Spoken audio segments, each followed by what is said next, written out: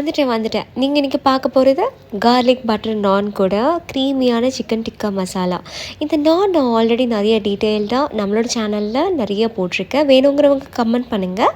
First கமெண்ட்டில் பின் பண்ணுறேன், அப்படி இல்லைன்னா டிஸ்கிரிப்ஷன் பாக்ஸில் டீட்டெயிலாக கொடுக்குறேன், செக் பண்ணி பாருங்கள்.